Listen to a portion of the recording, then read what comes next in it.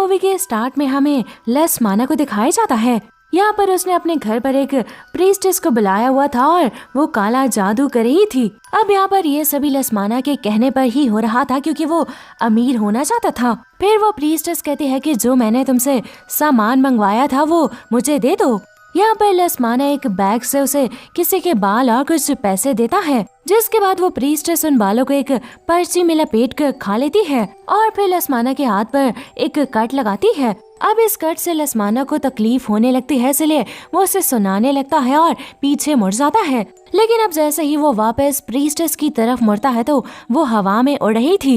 ये देख लसमाना को प्रीस्टेस की जादुई ताकतों पर यकीन हो गया था, इसलिए वो उसके आगे झुककर कहता है कि मैं आज से आपका गुलाम हूँ। अब उसके ऐसे कहते ही बहुत सारे पैसे नीचे गिरने लग जाते हैं और अब ये देखकर तो लसमाना खुशी से पागल होने लगता है। फिर वो प्रीस्टेस कहती है कि डेविल ने तुम्हारी कुर्बानी कबूल कर ली है और अब तुम घर जाओ, तुम्हारी शौहरत तुम्हारा इंतजार कर रही है।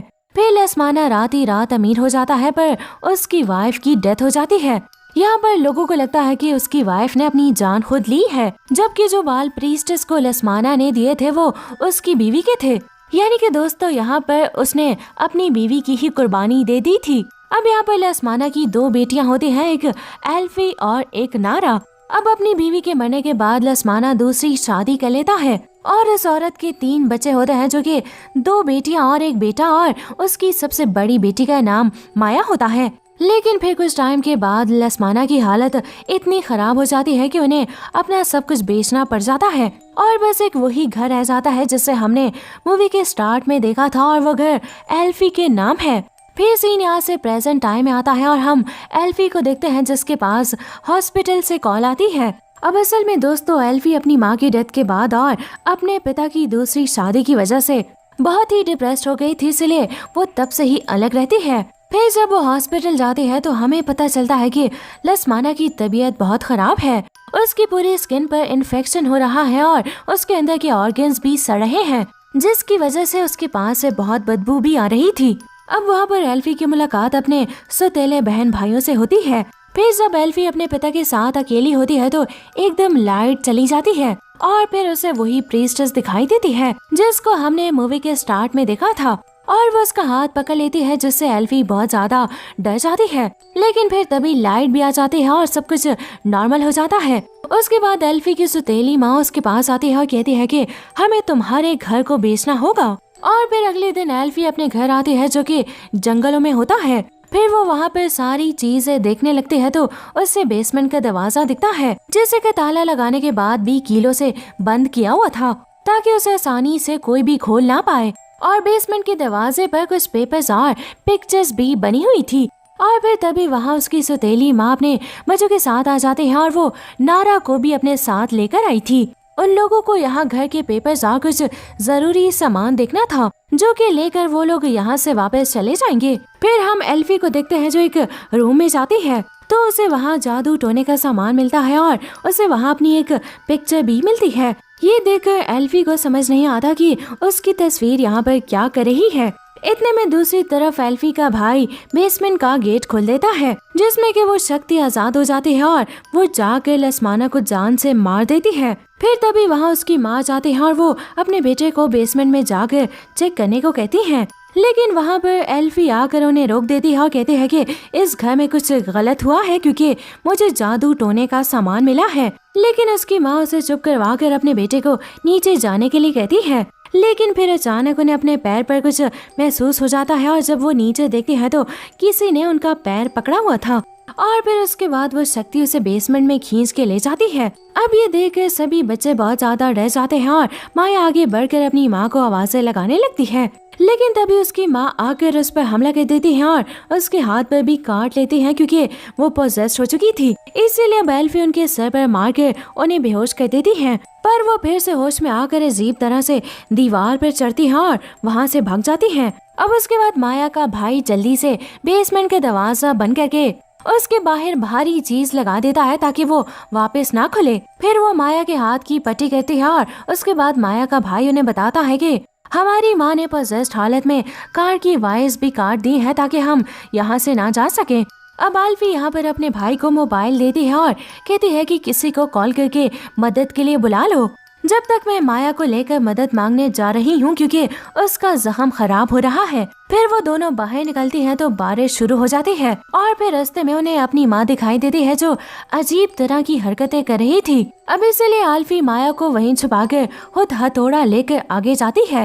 उसके बैग से एक डायरी बाहर आ रही थी जिसे माया उठाकर पढ़ने लग जाती है। अब जिसमें आल्फी ने अपनी सौतेली माँ और बहनों और भाई के लिए बुरी बातें लिखी हुई थी। ये देखकर माया को बहुत बुरा लगता है और जब आल्फी वापस आती है तो माया कहती है कि दूर रहो मुझसे, मैं ही तुम्हें अपना हमदर्द समझ रही थी, जबकि तुम तो हमारे लिए अपने दिल में नफरत रख कर बैठी हुई हो। यहाँ पर आल्फी उसे माफी मांगती है पर वो उसकी एक भी बात नहीं सुनती और वहाँ से चली जाती है। फिर आल्फी उसे बहुत ढूंढती है पर वो उसे कहीं भी नहीं मिलती, इसलिए आल्फी को अकेले ही वापस घर आना पड़ता है। फिर वो अपने भाई को सारी बात बताती है और जब उसका भाई वो डायरी देखता है तो उसे भी बहुत बुरा लगता है और वो कहता है कि तुम इतनी नफरत करती हो हमसे और माया को अकेले ही छोड़कर आ गई। लेकिन इस पर आल्फी कहते हैं कि मैं सुबह होते ही उसे ढूंढने जाऊंगी। अब उसके बाद आल्फी अपने भाई को लेकर बेसमेंट में चली जाती है जहाँ पर वो लोग उस जादू टोने वाले सामान को देखते हैं। वहाँ पर उन्हें एक डायरी भी मिलती है जिसमें उस प्रीस्टेस की पिक्चर्स बनी हुई थी। ये देखकर आल्फी कहती है कि मैंने इस औरत को हॉस्पिटल में देखा था और फिर उसे उस बुक में वही सैंपल्स बने हुए मिलते हैं जो बेसमेंट के गेट पर थे। इससे वो दोनों समझ जाते हैं कि बेसमेंट में कोई बुरी शक्ति है जिसे वही कैद किया हुआ था इस सैंपल्स की वजह से। और अब तक जितनी भी उन्होंने बुरी चीजें देखी हैं वो डार्क प्रीस्टेस ही है, यानी बुरी प्रीस्टेस, काला जादू करने वाली। फिर और देखने के बाद उन्हें पता लग जाता है कि ये सब उनके पिता ने करवाया है अमीर होने के लिए। अब जंगल में हम माया को देखते हैं जिसे अपनी माँ नजर आती है जिसकी हालत अब काफी खराब हो गई थी और फिर वो माया पर हमला कर देती है। इसीलिए उनसे बचने के लिए माया उन्हें ही जान से मार देती है। फिर हम एल्फी की छोटी बहन नारा को देखते हैं जिसके पास वही प्रीस्टेस आ जाती है, जिससे डरकर नारा चीखती है तो एल्फी और उसका भाई फौरन वहाँ आ जाते हैं। अब उन्हें देखकर प्रीस्टेस एल्फी पर हमला कर देती है पर किसी तरह उसका भाई उसे बचा लेता है। लेकिन फिर वो प्रीस्टेस वापस चली जाती है और एल्फी बेहोश हो जाती है। फिर सपने में एल्फी उसी वक्त को देखती है जब उसकी माँ मरी थी। अब असल में दोस्तों उस वक्त उसकी माँ उसे सुला रही थी पर तभी कोई बुरी शक्ति उन्हें खींचकर बिल्डिंग से नीचे गिराने लगती है। लेकिन यहाँ पर एल्फी उन्हें पकड़ के बचा रही होती है पर तभी वहाँ बुरी प्रीस्टेस आकर उसकी माँ को खींचने लगती है जिसकी वजह से उसके नाखून एल्फी के हाथ पर लग जाते हैं और उन नाखूनों के निशान अभी भी एल्फी के हाथ पर ही हैं। फिर हम माया को देखते हैं जो अपने घर वापस आ जाती है और बेसमेंट में जाती है। अब वहाँ उसे पुतलों से बनी हुई माला मिलती है जिसमें 5 पुतले थे और ये सभी लोग थे। अब ये देखकर माया कहती है कि तुम कौन हो। इस पर प्रीस्टेस कहती है कि मैं तुम्हारी माँ हूँ, तुम्हारी बहनों और भाई ने मुझे चुन लिया है। उसके कहते ही माया अपना सर झुका देती है और हम उसके पीछे उस प्रीस्टेस को देखते हैं।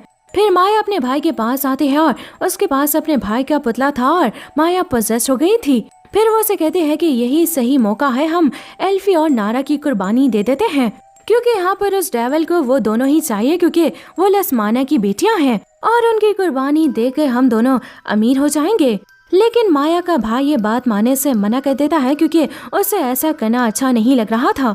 इसलिए माया उस पुतले का हाथ तोड़ देती है जिससे माया के भाई का भी हाथ टूट जाता है और फिर उसका पैर भी तोड़ देती है जिससे उसका भाई नीचे गिर जाता है। लेकिन तभी उनके सामने एल्फी और उसकी बहन आ जाती है। फिर माया उनके सामने ही अपने भाई की गर्दन तोड़कर उसे जान से मार देती है। अब ये देखकर वो दोनों बहनें बहुत ज्यादा डर जाती हैं। फिर माया नारा का पुतला उठाती है और उसे बेसमेंट में बंद कर देती है। उसके बाद वो एल्फी का पुतला उठाती है और उसे घुमाती रहती है जिससे एल्फी बेहोश हो जाती है।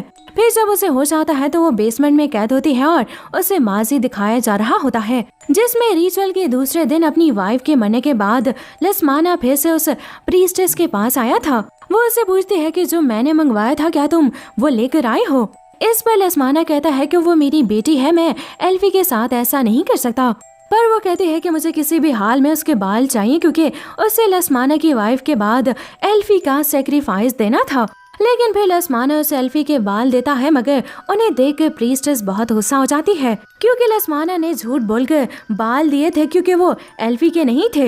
इसलिए फिर वो प्रीस्टेस उस पर चढ़ने लग जाती है, पर लसमाना उसके अंदर चाकू घुसा देता है। लेकिन फिर मरने से पहले प्रीस्टेस उसके बाल नोचकर एक पेपर में करके खा लेती है और उसे बद्दुआ देती है कि जल्द ही तुम्हारा सब कुछ छिन जाएगा। लेकिन उसकी इस बात पर लसमाना ज्यादा ध्यान नहीं देता और उसे वहीं दफना देता है। फिर हम एल्फी को देखते हैं जो पीछे मुड़कर देखते हैं तो वहाँ माया थी और उसके पास नारा बेहोश पड़ी हुई थी।